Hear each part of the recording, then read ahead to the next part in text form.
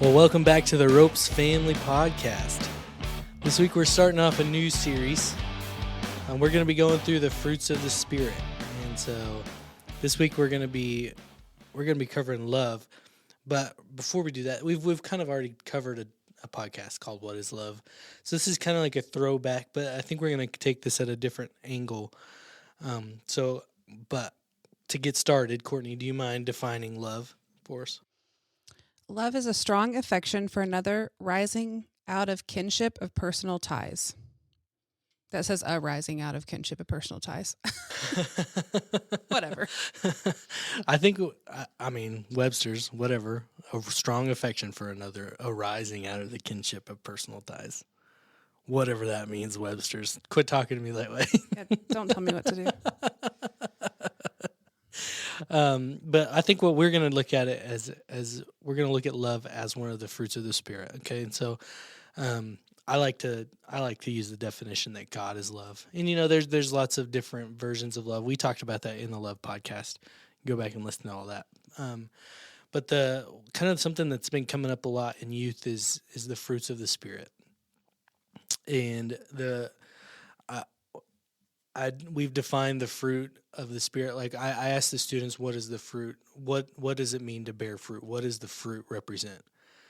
And like they had all kinds of answers, and the answer was the fruit is the result of something, the result of work being done, and to put that in Christian terms or in our terms, in the way we think.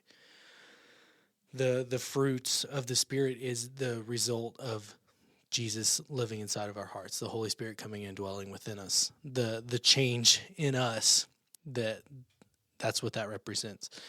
And to bear the fruits of the Spirit, the Spirit is God working inside of us through us, inside us, through us, to bear His fruit, to do the things that He wants us to do.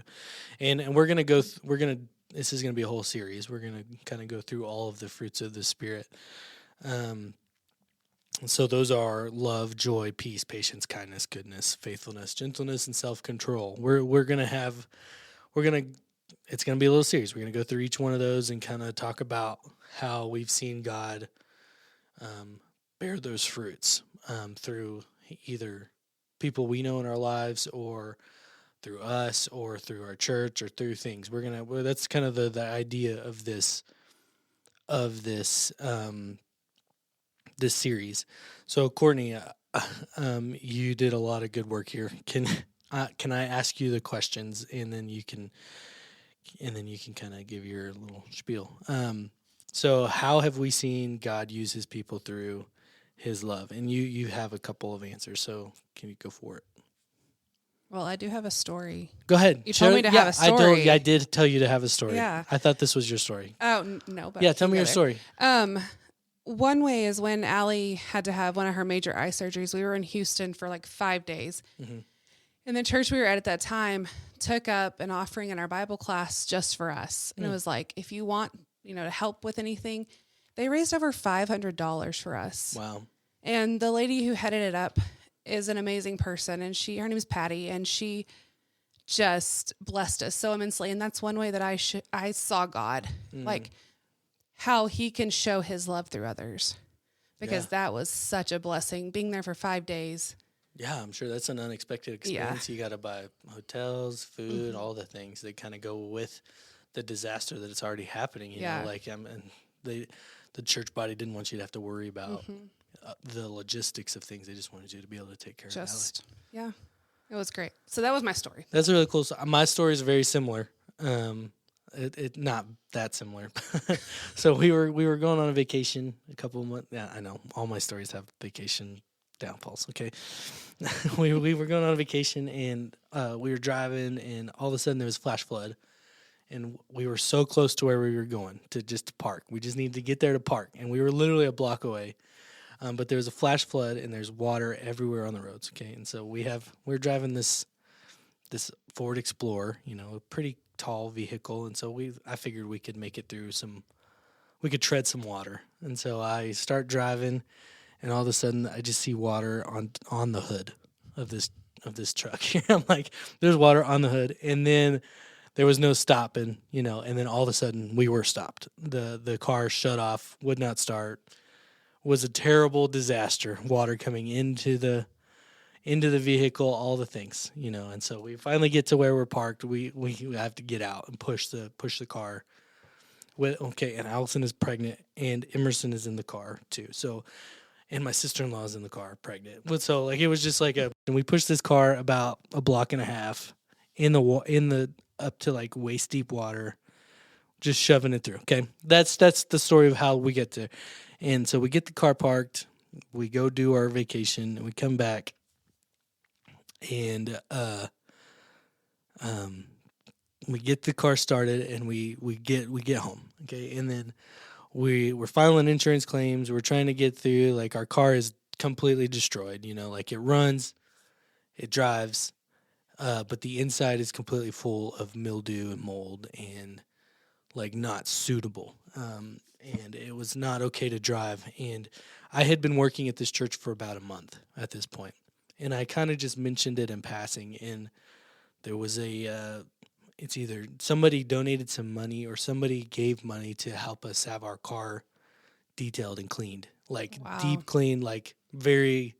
And it was it blew me away that I didn't realize that churches could do that.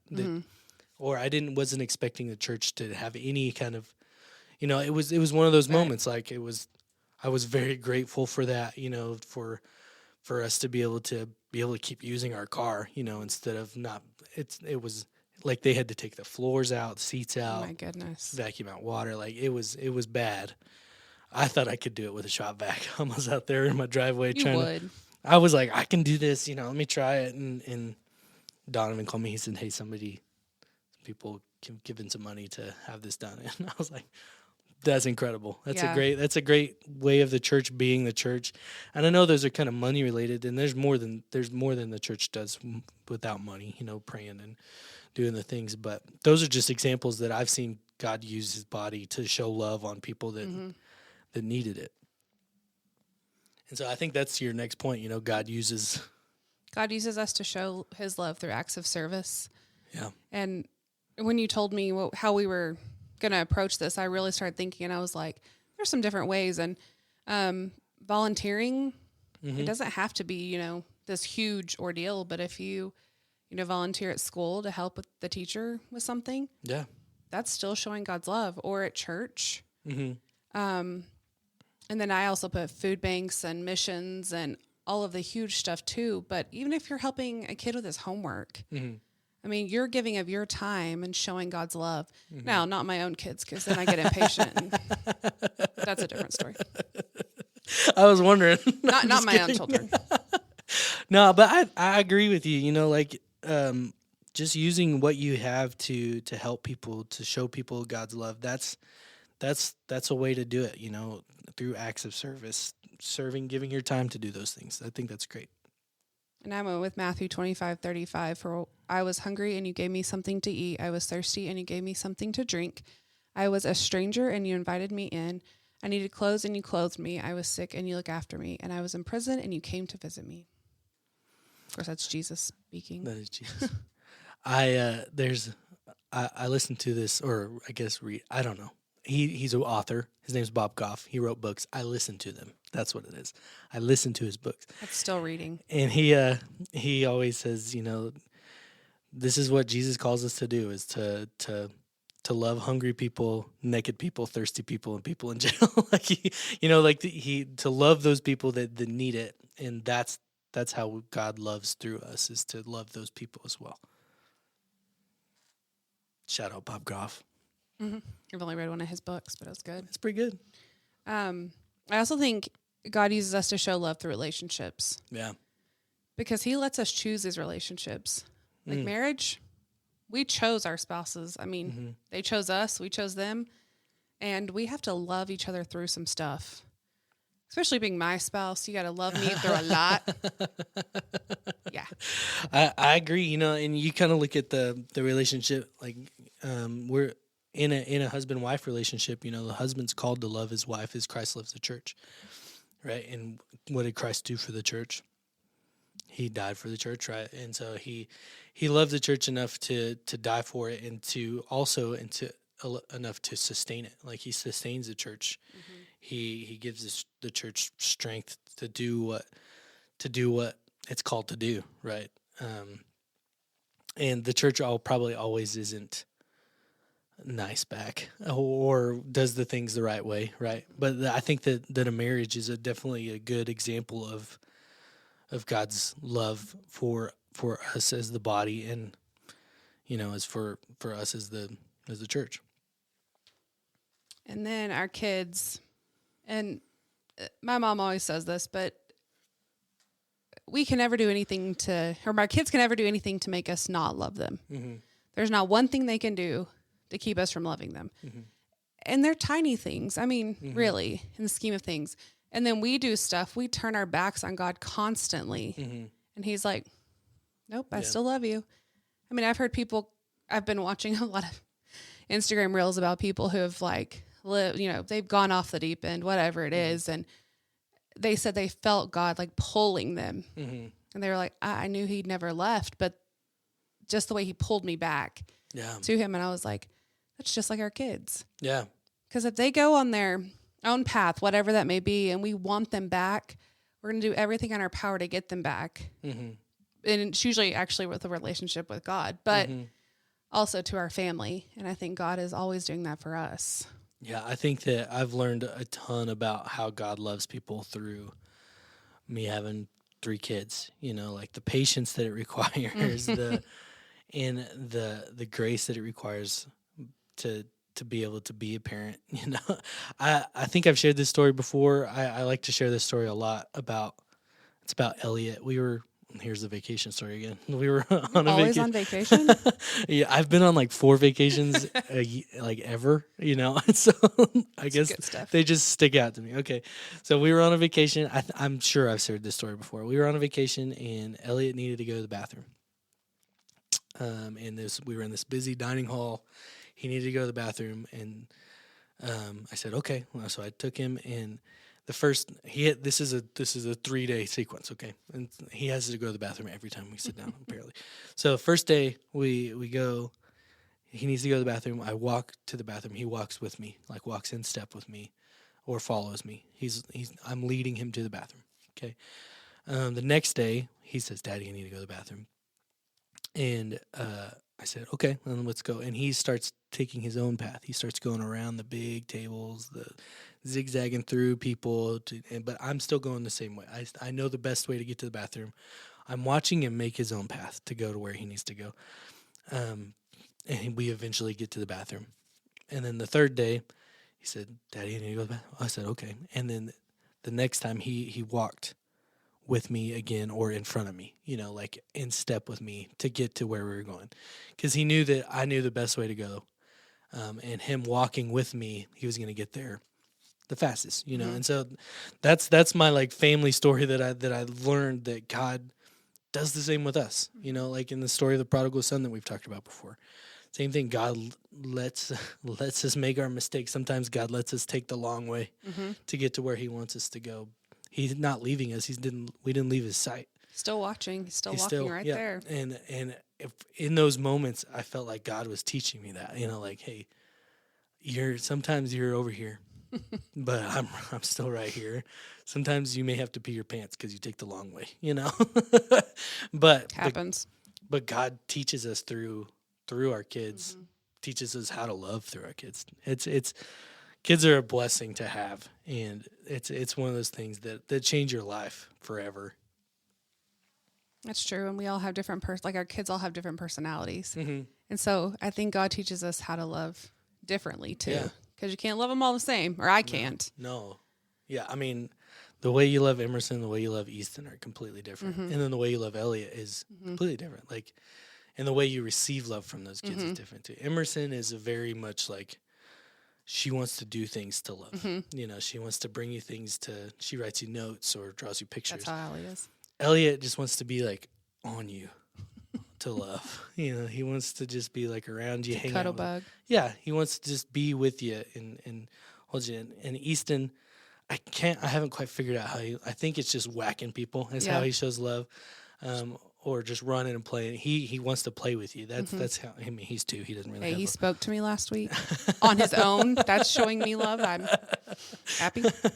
Yeah, Easton. He's one of those kids that he's no nonsense, and so if he's interacting with you, he loves you. Yeah. And that's the kind of the way he shows love. Okay, then my last point, I guess, with relationships is friendships. And friendships are hard, and Yeah, I think God shows His love through us by loving different friends and loving them differently, like we just talked about with our kids. But also, He shows us love by how they react to us. Because I'm not the best friend. I'm one of those friends you may not talk to. I think I've already said this, but The barn cat. yeah, I am, and I may or may not talk to you for 5 weeks, and I may just out of the blue just text you. But it's not because I don't love you. It's just because I live under a rock. Yeah. But I think watching my friends love me is showing God. I mean, they show God every day to me. That really hit me hard. I think that it's iron sharpens iron, and so like it's important to pick good friends, good iron to sharpen yourselves on. And we talked about that on a podcast, I'm sure. We have. This is the 30th podcast. Sit This on is kind friendship. of we're kind of recycling ideas, but it's okay. I think that friends are hard.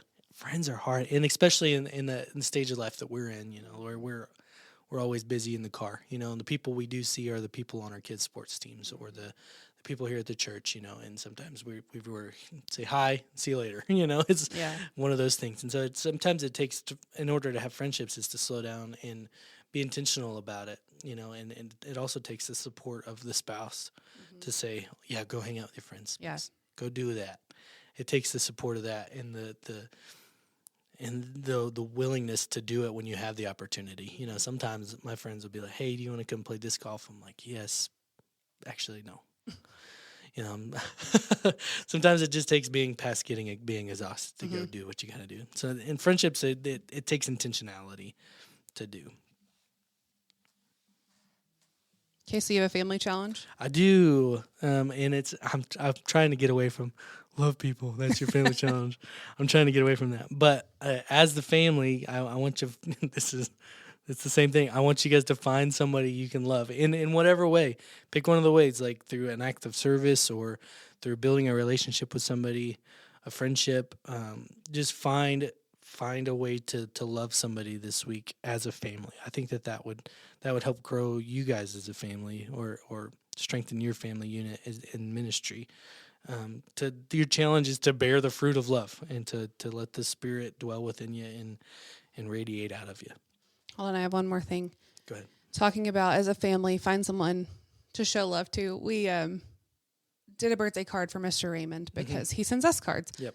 Well, now every day Allie comes home with another card for Raymond. So now Raymond is going to get 85 cards from Allie because awesome. She draws him all kinds of pictures and she wants Yeah. them all mailed.